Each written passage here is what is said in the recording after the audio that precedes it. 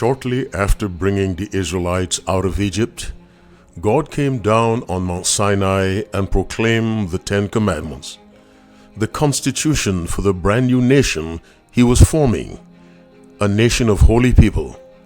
It was also the standard of personal righteousness because it was based on the very righteousness of God himself.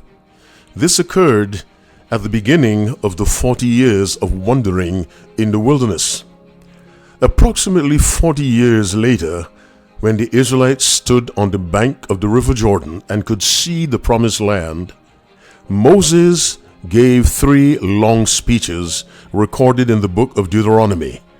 The word Deuteronomy means second law. It is based on the Greek words deutero, second, and nomos, meaning law. Deuteronomy, second law. The reason for that is in chapter 5 of the book of Deuteronomy, the Ten Commandments are restated by Moses.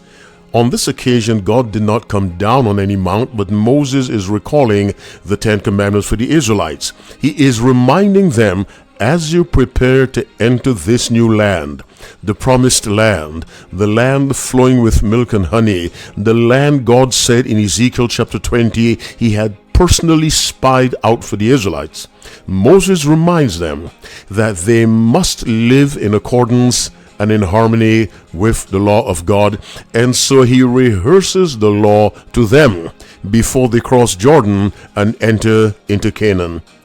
My listening friends, the ultimate Canaan is the new world that Jesus Christ will come to establish. Before we enter into that world, we must be reminded that God has a standard of righteousness.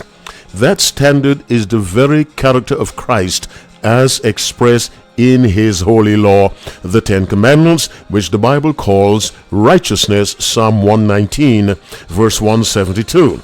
In the very last chapter of the book of Revelation, verse 14, and the chapter is 22, we read, "Blessed are they that do his commandments, that they may have a right to the tree of life, and may enter in through the gates into the city."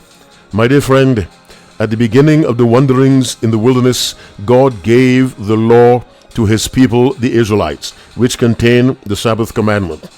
Just before they cross over Jordan 40 years later into Canaan land, Moses repeated the law to them, which included the Sabbath commandment.